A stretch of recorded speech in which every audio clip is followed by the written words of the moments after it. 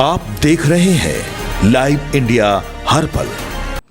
नमस्कार, आप सभी दर्शकों का लाइव इंडिया हर पल में स्वागत है। मैं हूं आपके साथ पूजा दुबे और बात करेंगे अमेरिका और इजराइल की, जहां पर अमेरिका और ईरान की बातचीत जो है वो फेल हो चुकी है। और सबसे पहले आपको बता दें कि पाकिस्तान की राजधानी इस्लामाबाद में अमेरिका और ईरान के बीच हुई शांति वार्ता बिना किसी समझौते के खत्म हो गई। इस मीटिंग को इस्लामाबाद फैक्स का नाम दिया गया और साथ ही साथ यहाँ पर अगर हम लोग बात करेंगे तो इस्लामाबाद टैक्स जो है वो यहाँ पर इसका नाम दिया गया है। और पाकिस्तान के विदेश मंत्री ने साफ तौर पर रविवार को ही इसको लेकर के बातचीत की थी, जिसमें यहाँ पर आपको बता दें कि यहाँ पर पाकिस्तान के विदेश मंत्री ने रविवार को बताया कि बातचीत में कोई ठोस नतीजा नहीं निकल पाया है, लेकिन पाकिस्तान भविष्य में भी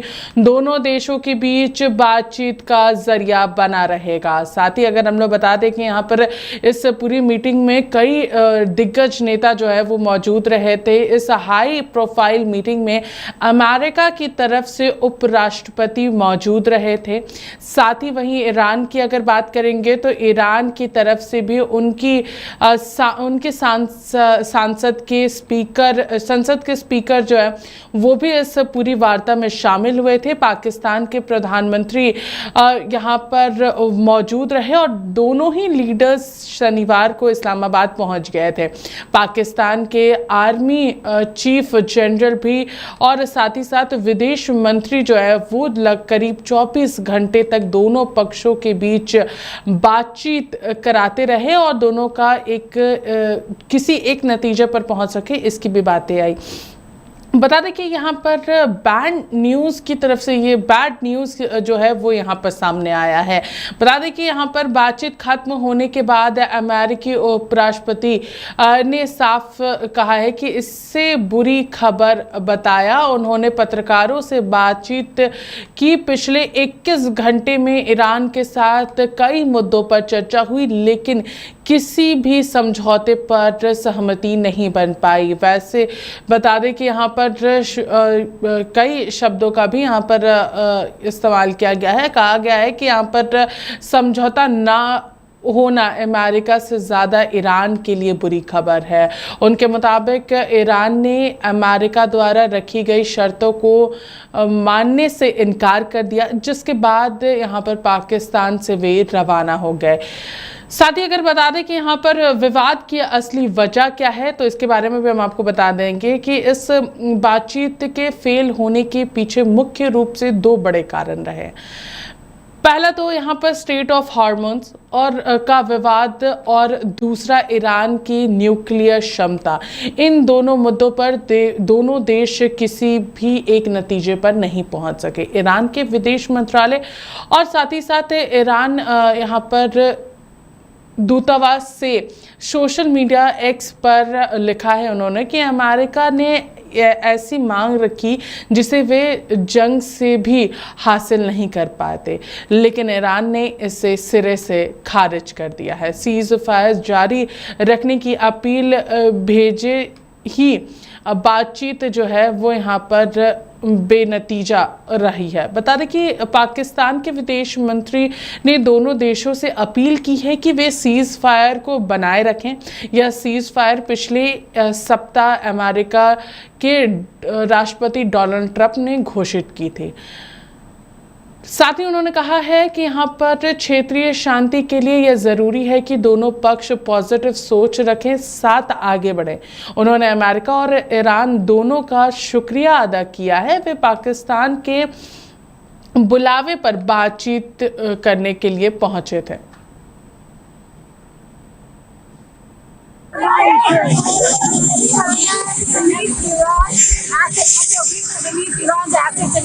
We're going to see what happens. We're in very deep negotiations with Iran. We win regardless. We've defeated them militarily. They've dropped a couple of water mines. You call them water mines in the boat. We've defeated all of their water boats too. Their Navy has gone 158 ships. They have 28 water droppers, mine droppers, they call them. All of them are sunk. They probably have a couple of mines in the water. We have mine sweepers out there. We're sweeping the strait. In addition to that, we're negotiating whether we make a deal or not. Makes no difference to me. And the reason is because we've won. Whether you listen to the fake news or not, it's amazing. Their credibility is down to 13%. The media credibility down to 13%. Think of it. We defeated their Navy. We defeated their Air Force. We defeated their anti-aircraft. We defeated their radar. We defeated their leaders. Their leaders are all dead. And now all we do is we'll open up the strait even though we don't use it because we have a lot of other countries in the world that do use it that are either afraid or weak or cheap. I don't know what it is, but we were not helped by NATO. Why do you say that? Why do you say that? You don't know anything. Who are you with? Who are you with? NBC News, Julie Surkin. ABC? NBC. Well, that's fake news. Let me just tell you, we win no matter what. We've defeated their military. They have no Navy. 158 ships are underwater, undersea. All of their minesweepers and all of their, they call them mine droppers. Can you imagine? A country has 28 mine droppers. You think that's nice? With all of that being said, they're all defeated, by the way. They're all at the bottom of the sea. Now, with all of that, they have no Navy. They have no radar. They have no Air Force. Their leaders are all dead. Khomeini is gone. For many years, he ruled. He's gone. With all of that, let's see what happens. But from my standpoint, I don't care. We're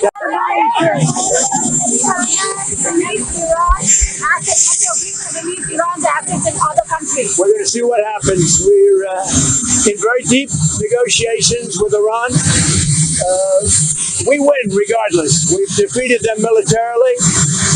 They've dropped a couple of water mines. You call them water mines in the boat. We've defeated all of their water boats too. Their Navy has gone 158 ships. They have 28 water droppers, mine droppers, they call them. All of them are sunk. They probably have a couple of mines in the water. We have mine sweepers out there. We're sweeping the strait. In addition to that, we're negotiating whether we make a deal or not. Makes no difference to me. And the reason is because we've won. Whether you listen to the fake news or not, it's amazing. Their credibility is down to 13%. The media credibility down to 13%. Think of it. We defeated their Navy. We defeated their Air Force. We defeated their anti-aircraft. We defeated their radar. We defeated their leaders. Their leaders are all dead.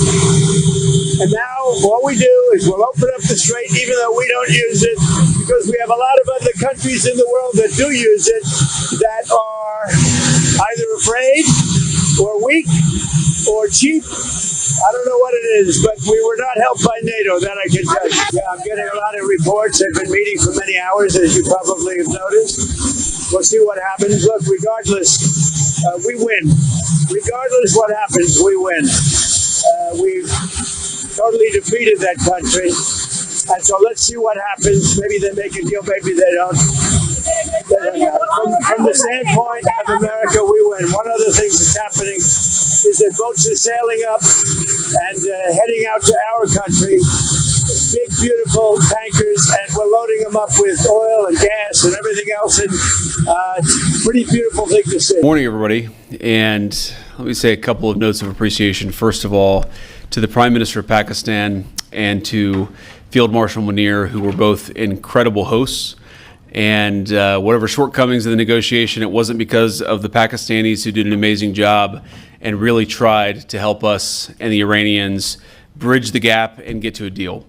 We have been at it now for 21 hours, and we've had a number of substantive discussions with the Iranians. That's the good news.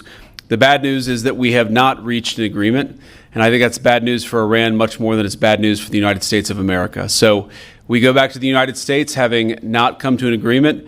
We've made very clear what our red lines are, what things we're willing to accommodate them on, and what things we're not willing to accommodate them on. And we've made that as clear as we possibly could, and they have chosen not to accept our terms. Questions? Sir, Nick Robertson from CNN.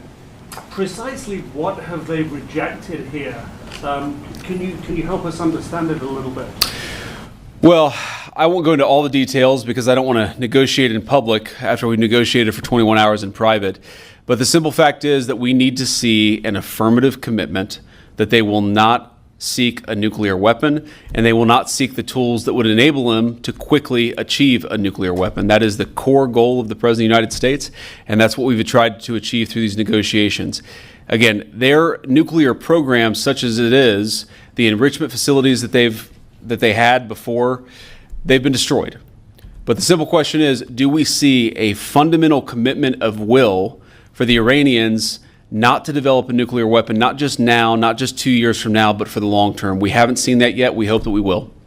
Jen. Was there a framework on anything? And also, did the Iranian frozen assets come up? And did you reach any conclusions on those frozen assets? We talked about all those issues, Jen, and we talked about a number of issues beyond that. And so certainly those things came up. But again, we just could not get to a situation where the Iranians were willing to accept our terms. I think that we were quite flexible. We were quite accommodating. The president told us, you need to come here in good faith and make your best effort to get a deal.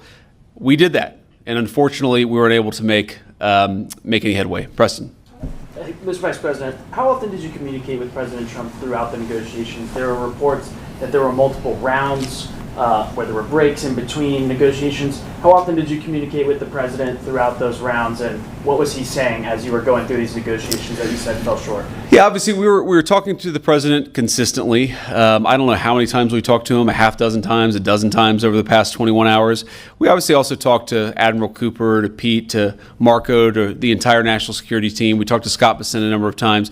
So look, we were constantly in communication with the team because we were negotiating in good faith. And we leave here with a very simple proposal, a method of understanding that is our final and best offer. We'll see if the Iranians accept it. Thank you. तो देखिए, Iran और America के बीच किसी भी बात पर सहमति नहीं बन पाई। खास तौर पर दो मुद्दों को लेकर के काफ़ी ज़्यादा विवाद रहा। और अब अगर हम लोग बात करेंगे तो भारत में भी ईरान और साथ ही साथ अमेरिका के बीच बातचीत विफल होने पर कई नेता अपनी बातों को रखते हुए नजर आ रहे हैं। देखिए, अपोजिशन के कई नेता पाकिस्तान की 2 दिन से ऐसी तारीफ कर रहे थे जैसे भक्त हो गए हों।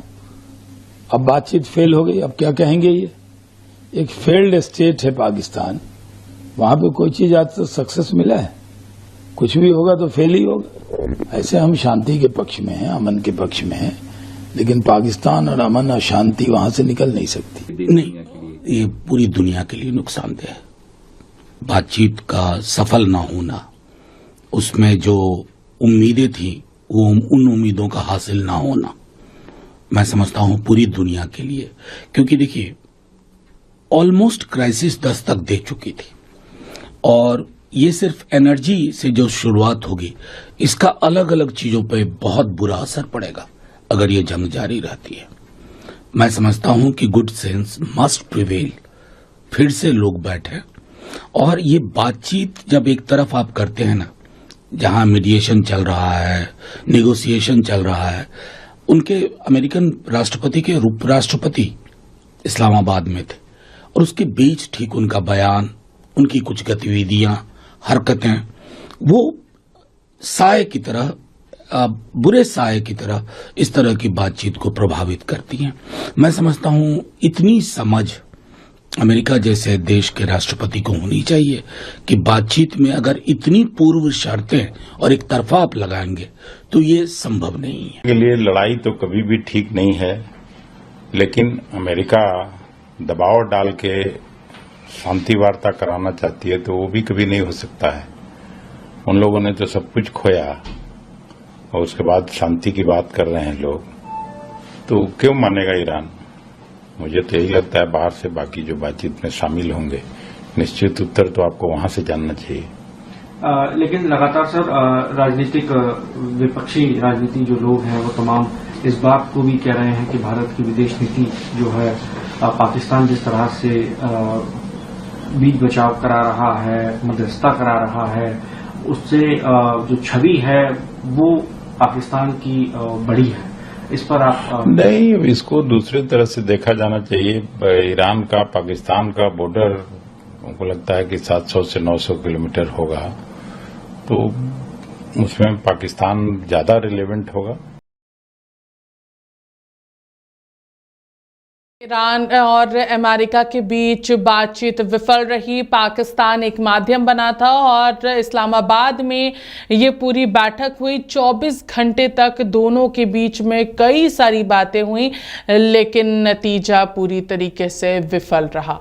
और सीज फायर कंटिन्यू रखने की बात जो है वो लगातार पाकिस्तान करता रहा है। और उन्होंने साथ ही पाकिस्तान ने ये भी कहा है कि यहाँ पर वो लगातार दोनों ही देशों के बीच में बातचीत का माध्यम बना रहेगा, ताकि दोनों ही देश शांतिपूर्ण तरीके से रह सकें। फिलहाल इस खबर में हमारा साथ इतना ही। देखते रहिए लाइव इंडिया हर पल। नमस्कार।